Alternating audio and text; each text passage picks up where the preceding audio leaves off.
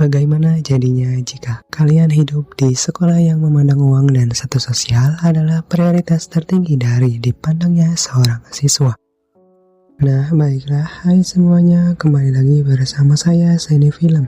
Kali ini kita akan membahas suatu film. Langsung saja, inilah Usuri Academy.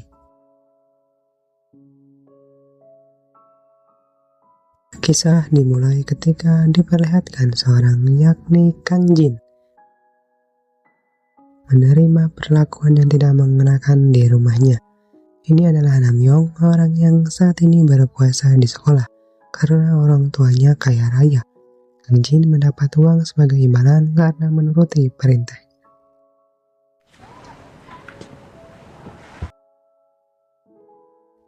Kang Jin didatangi seseorang lelaki tua yang ternyata dia adalah rentenir, yang dimana kedua orang tua Kang Jin pernah meminjam uang tapi belum bisa untuk membayar, dan meminta Kang Jin menyuruh orang tuanya untuk segera membayar.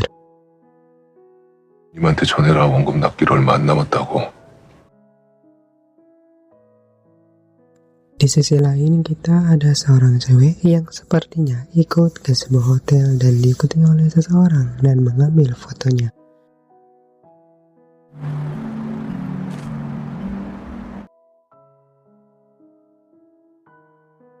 Di sekolah, Kang Jin menghampiri Namyoung untuk memberi PR yang sudah dia kerjakan.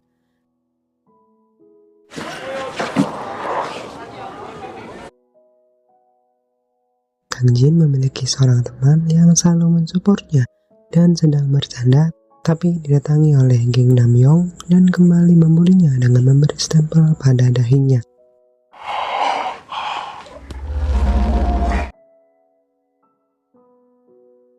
Setelah pembulian, Kang Jin didatangi oleh rentenir kembali, menanyakan sebuah amplop kepada Kang Jin. Sepertinya amplop yang berisi uang milik rentenir tersebut tertinggal saat kunjungan terakhir.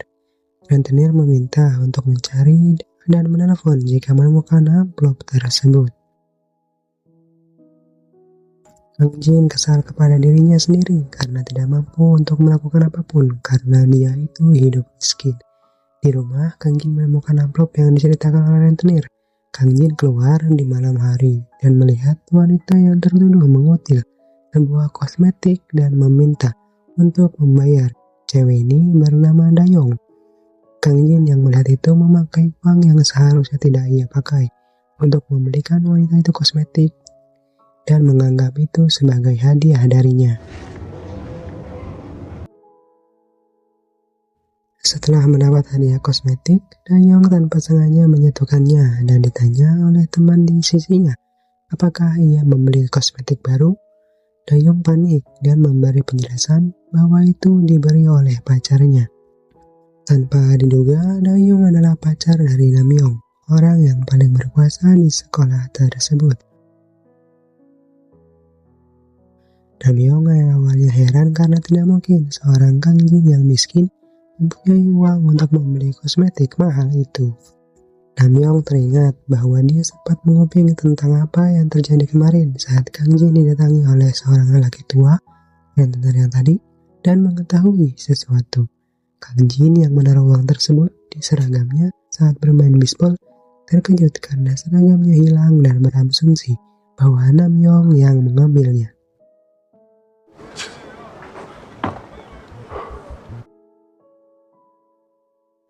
Di perjalanan pulang, Kang Jin bertemu dengan rentenir itu, menanyakan perihal uang itu dan ketahuan bahwa Kang Jin memakai uang itu. Kang Jin menjelaskan bahwa uang itu diambil oleh seseorang di kelasnya.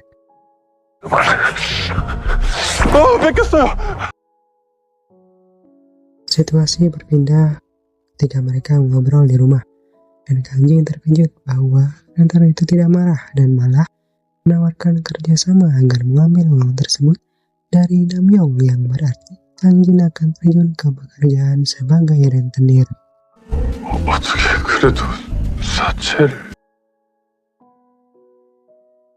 Kang Jin sempat bingung dan akhirnya ikut menerima pelajaran tentang bagaimana menjadi seorang rentenir.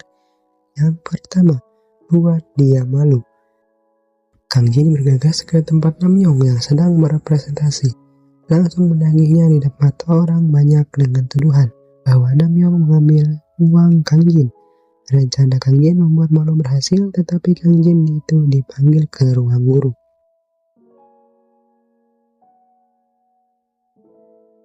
Masuk ke rencana kedua anggota keluarga lainnya.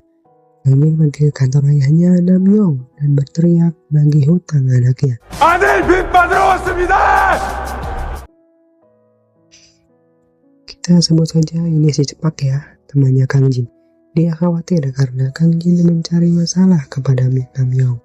Kang Jin memberi kartu nama seseorang kepada si Cepak dan berharap si Cepak akan menghubungi kartu nama tersebut.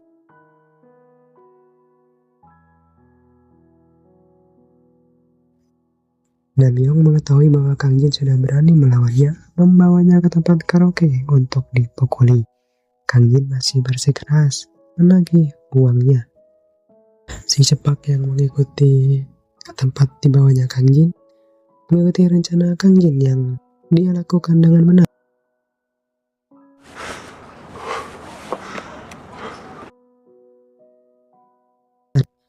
Kita masuk ke rencana ketiga, buat dia terpaksa membayar.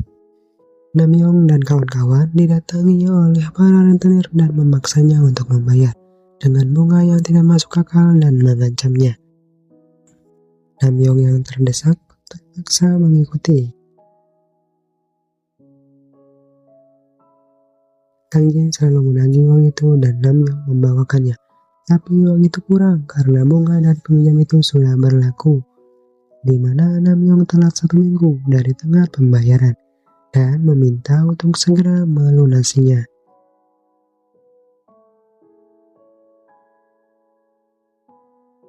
Dayong yang sepertinya memiliki urusan dengan Kang Jin menunggunya dan pergi bersama untuk makan malam, serta bercerita bahwa keluarga Dayong bangkrut dan Kang Jin bersedia untuk selalu ada untuk Dayong. 앞으로 외식하고 싶으면 나 불러. Esokan paginya Namyong kembali membayar uangnya, tetapi kurang dikarenakan bunganya selalu bertambah. Geng Namyong yang memilih menjauh darinya karena beranggapan kalau Namyong meminjam uang dari rentenir dan mereka tidak ingin berurusan dengan gangster.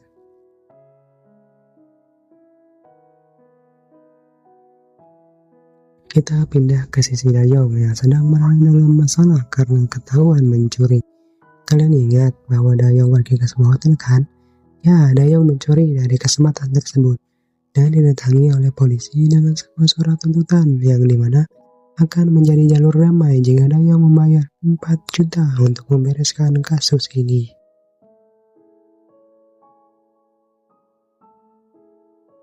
Di sisi Kang Jin, dia merasa ini kegiatan yang salah untuknya yang masih SMA untuk masuk ke dunia rentenir.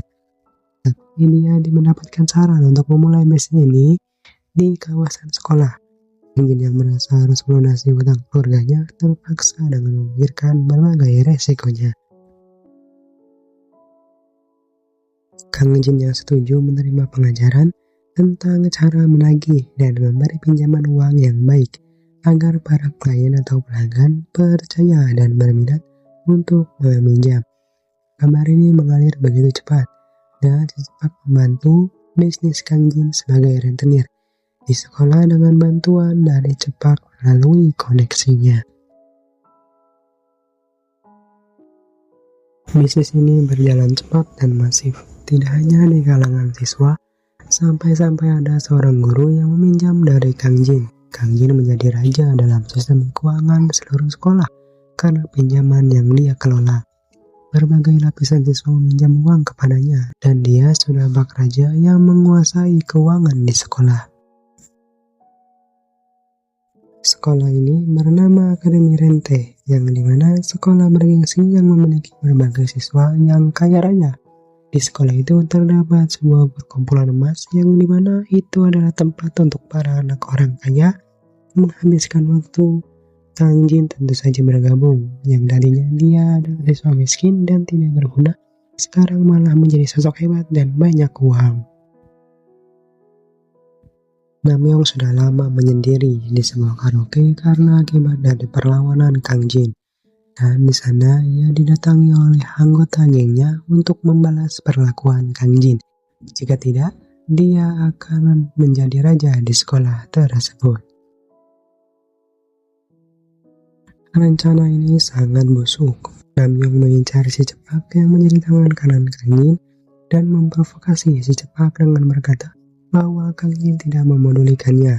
Dan jika saja Namyong yang menjadi bosnya, dia akan memberi si Cepak uang yang lebih dari apa yang diberikan oleh Kang Jin.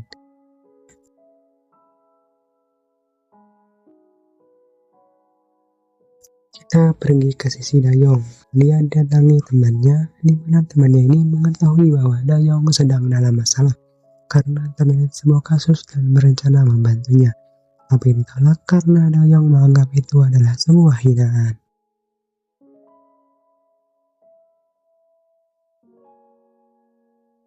Wow, kita balik lagi ke cerita Kang Jin. Cepat yang termakan omongannya Namyong menghampiri bos rentenir yang dikenal oleh Kang Jin dan meminta pembagian wilayah.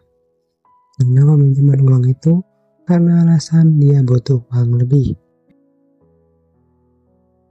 Namyong bersama perkumpulan emasnya yang dimana perkumpulan tersebut sebagian anggotanya yang meminjam uang kepada Kang Jin berencana tidak membayar uang tersebut dengan jaminan dari Namyong. Bisnis Kang Jin terancam dikarenakan dia mengetahui bahwa si Cepak mengambil sebagian wilayahnya dan para peminjamnya yang berada di perkumpulan emas tidak membayar. Kang Jin berada di ujung tanduk ketika bos rentenir menagih uang yang seharusnya disetorkan kepadanya oleh Kang Jin tidak bisa disetorkan tepat waktu. 돈 빨리 가져와. Para siswa sempat melaporkan kepada polisi tentang pinjaman yang dialami dan tentang gangster penagih yang Kang Jin bawa dalam penagihan dan menunjukkan sebuah foto yang entah dari mana para siswa itu dapat. Foto itu adalah foto dari bos rentenir yang sedang buron.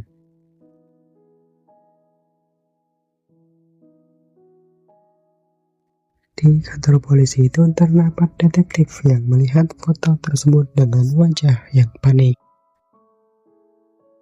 Masalah semakin menjadi-jadi ketika bos rentenir itu menagih uang kembali dengan bunga besar terhadap pelanggan Kang Jin yang sudah diambil penagihannya oleh Kang Jin dengan mendatangi kelima orang tua dari peminjam. Di sini Kang Jin dikhianati oleh bosnya. Kang Jin yang sudah patah arah memilih menagih siswa yang dimana tenggat membayarnya itu bukan hari itu dan meminta untuk membayar saat itu juga, tapi bukan itu yang seharusnya Kang Jin lakukan. Plot twist terlihat ketika seorang detektif polisi itu ternyata memiliki hubungan dengan bos rentenir, yang dimana detektif polisi itu meminta bayaran kepada bos rentenir agar dia tetap aman dari kasus yang sudah masuk ke ranah polisi ini yang dilaporkan oleh para siswa. 어디 한 2-3주만 바람 좀 쐬고 와봐. Di sini target polisi adalah menangkap bos rentenir itu, bukan Kang Jin karena anak SMA masih kebal hukum dan tidak bisa dipenjara dalam kasus ini. Kang Jin yang mengetahui bahwa ia sudah dimanfaatkan oleh bosnya sendiri dan teman dekatnya menghampiri Dayong yang meneleponnya untuk memberitahu segalanya telah berakhir. Kang Jin dan Dayong didatangi oleh Namyong beserta gengnya yang rencana awalnya ingin menjadikan Kang Jin budak kembali, tapi mereka diselamatkan oleh Jeng. Si Cepak. Ternyata dia sepertinya sadar bahwa dia sudah melakukan hal yang bodoh kepada Kang Jin yang membuat Kang Jin dalam masalah besar. Dia menolongnya dari kejaran para geng Namyong dan menjadi badan untuk melindungi Kang Jin sebagai bentuk penebusan dosanya.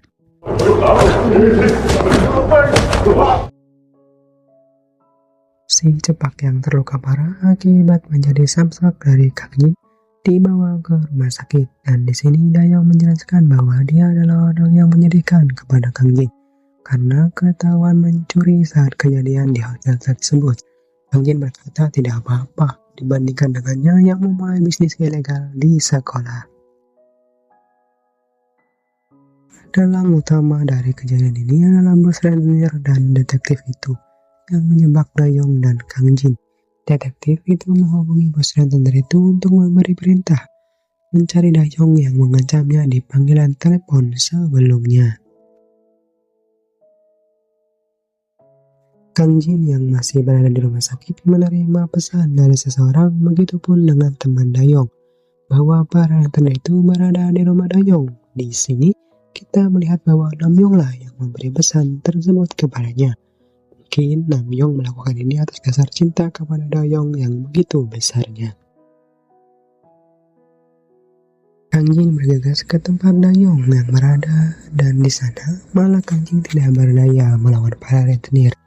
Kalian ingat bahwa Namyong memberi suatu pesan ke teman Dayong kan? Ya, dia datang dan langsung mengeserempet lehernya hingga mengucur darah.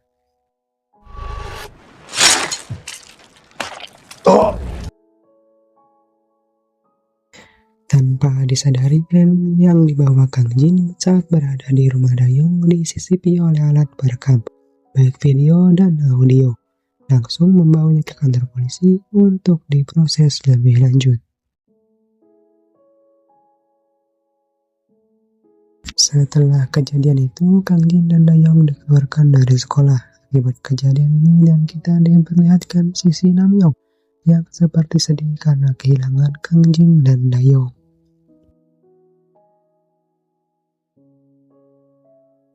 Cerita ditutup ketika Dayong dan Kang Jin pergi ke sebuah pantai dan merenungi apa yang sudah terjadi akibat perilaku yang mereka lakukan.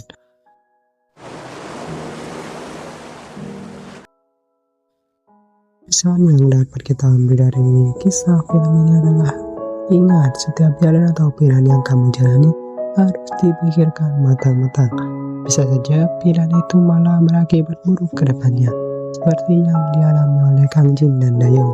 Jadi hati-hatilah dari setiap perilaku ataupun pilihan yang akan kalian pilih. Saya Cinefilm, terima kasih sudah menonton. See ya.